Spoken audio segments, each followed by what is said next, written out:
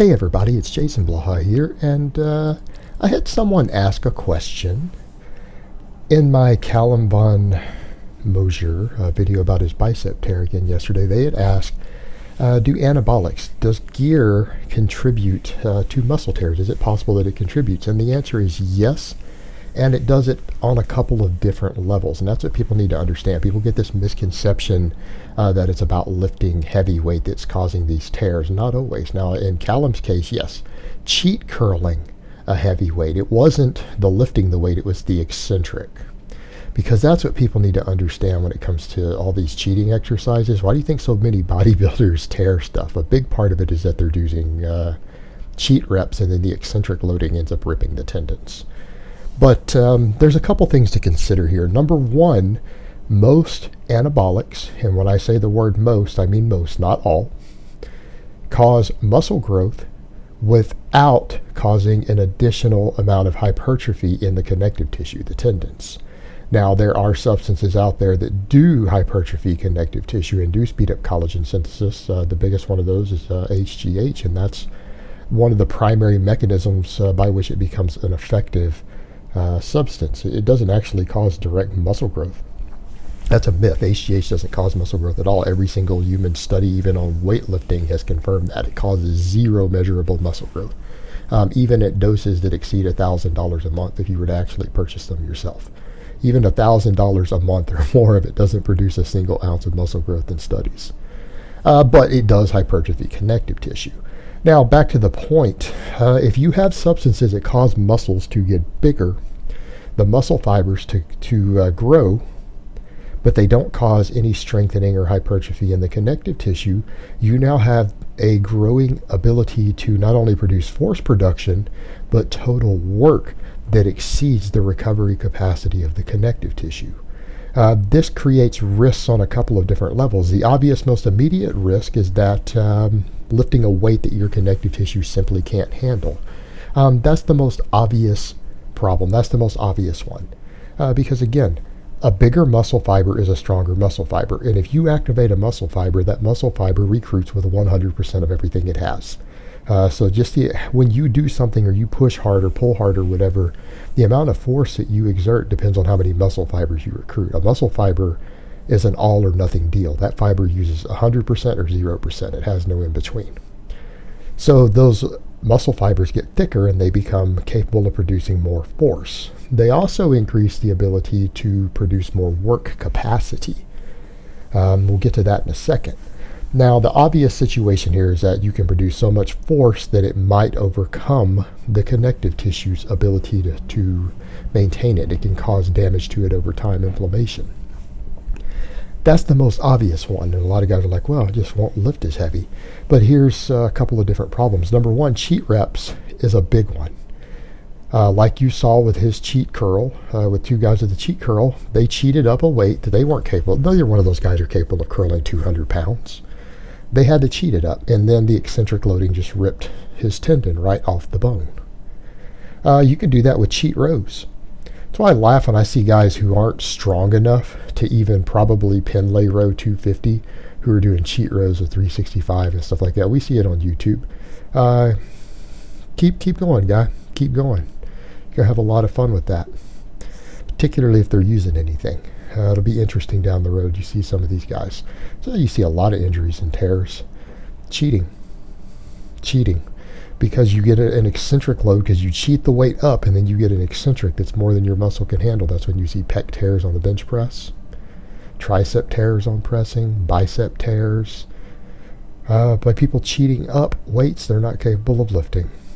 Doing partials is a big part of that too, because again, the gear doesn't strengthen connective tissue to go with the strengthening of the muscle tissue. Now, the other thing that you have to look at is, what about work capacity?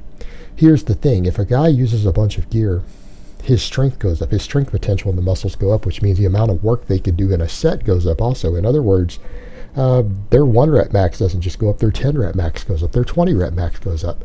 The other thing is that a lot of these substances improve work capacity. They can improve strength endurance in the gym. You can do more sets. You see where I'm going with this? People have this idea that volume doesn't tax connective tissue. It does. It does. Large amounts of volume puts micro tears in connective tissue.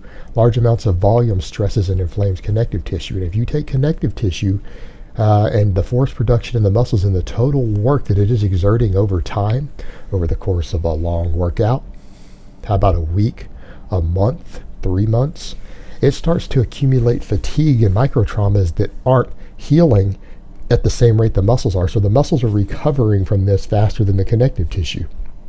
This produces higher rates of overuse injuries. Overuse injuries, and that's a big problem too. Guys are like, well, I just won't lift heavy, I'll just do lots of high volume training. Well, until you start doing a lot of high volume and you use angles that puts tendons in compromised positions. Again, all these guys who do these skull crushers to their face, then they start getting inflammation in the tendons, the lower insertions of the tricep. Well, eventually that inflammation, because again, their work capacity and ability to generate force in their triceps and other pressing exercises can start exceeding what that inflamed, traumatized connective tissue can handle, and eventually something snaps. So it's not a single factor here as in, oh, since you're stronger, just don't lift a heavier weight and it's not going to snap. Plenty of bodybuilders out there who use way too many substances end up tearing things because their total work capacity is too high. Then they start getting fatigued. Let's say they've already caused the inflammation, microtrauma in a tendon. They get into one of these really high volume workouts and they have a tendon that is relatively close to being at risk of tearing. Like it's at risk of tearing already due to overuse, right? And then they get into one of these long, grueling workouts and they start cheating when it gets hard. And they start cheating and overloading the eccentric portion on that tendon with a weight that is, again, more than they would be able to lift. So their muscle contraction is no longer the limiting factor, the amount they can cheat the weight up on some of these lifts. Then bam, a relatively lightweight snaps it because the connective tissue is already overworked and overtaxed. And think of it as like steel cables and things. If you pull on it and you get enough little cracks all through those steel fibers, it's not going to take as much weight to snap it. Now, normally in the human body, obviously, we heal these microtraumas over time, right? We heal these microtraumas, so therefore they don't snap. But the problem we have is that in this case, with a lot of the really high volume training, we get these overuse injuries because the muscles are again recovering from the work much more quickly due to the substances involved in the connective tissue. The connective tissue may not have any substances in the body that are enhancing its recovery. Consequently, it gives out. And it could give out on the 12th set on an isolation movement. And it was the total cumulative amount of the workout and the workouts before that led to that. So you see these overuse injuries. So it's not just the situation of a maximum contraction causing it. That can cause it on a max. Absolutely, because again, the muscles are stronger than the connective tissue. It can be caused through excessive overuse injuries from just sheer amount of workload and not enough recovery time on the connective tissue. And then a lot of the cheat reps, because again, your cheat reps are going to go up as you get stronger too. In other words, a guy who's blasting a bunch of gear might increase the amount of weight he can cheat rep by 50% or 100% also. And they do these big heavy cheat reps. It could be a cheat curl, a cheat row, partials on a bench press. I mean, that's a big one right there. I always mention that all the time, of doing partials on the bench press puts you at a tremendous risk of tearing a pectoral. Covered that countless times. That's even for natties.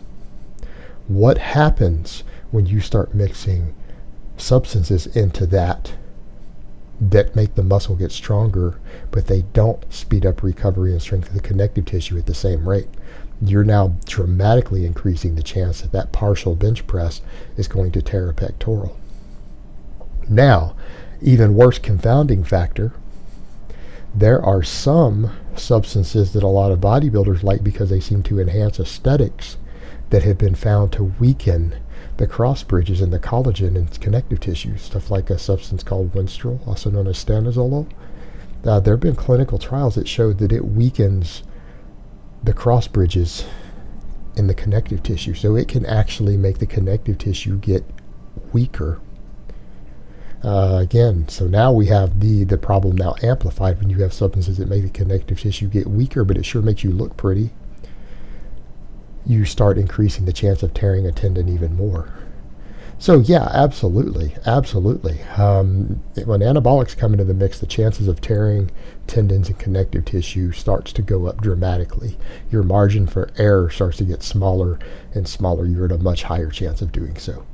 All right, guys, but that's really all I have to say on that today. I hope it's been informative, and I will talk to you guys next time.